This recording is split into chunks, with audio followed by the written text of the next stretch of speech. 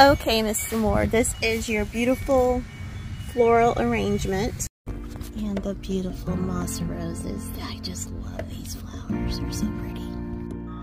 Call me the plant lady and join me while I explore and discover nature. We had a lot of rain, so I'm not going to water, and I haven't watered it since Thursday. But when it's time to water, you just want to feel the soil. This is still kind of damp, so I would not water it at this point. What do you have inside of here? You have some vincas, you have some geraniums, you have some marigolds, you have some moss roses, and you have some dusty millers. I believe that's what they're called. And oh, I'll have to look up the name for these, but they're like little fir things. Nonetheless, all of these plants love the sun. If you place this in a spot where there's lots of shade, they will not flourish. So keep them in a spot where there's lots of sun. For pruning purposes, the vincas, they'll just fall off. These are pretty hardy, as well as the little Dr. Seuss ones that I talk about.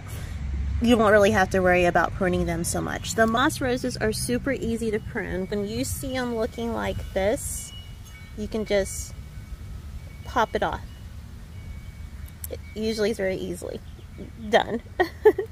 There, you just pop it off, throw it in the yard. Pop it off, throw it in the yard.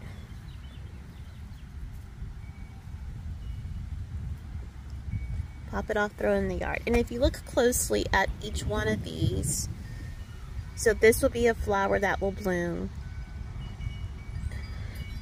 That'll be a flower that'll bloom.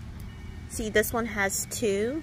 That'll be two flowers that'll bloom. So you don't want to like just cut them off. That's the reason for not just cutting off the flower. You just want to take it off once it's done blooming. The marigolds, they should bloom for quite some time. Once they get like yellow, or like you can tell like once the bloom closes up, just cut them off here. They'll continue to bloom. This should be good to go for quite some time. The geraniums, you see this still has blooms on it, but some of them are clearly done. You can just pop off the ones that are done. Pop them off. Once the whole bloom or whole set is done, then you can just cut it off down here. But they'll continuously, they will bloom all summer long. That's it. You should be set. I will say when it's rainy, or if you know that it's going to have, when you know there's going to be a lot of rain in the forecast, bring it in under some shelter. So like if it's some rain, if it's heavy rain expected, I will pull this in and put it underneath our front door.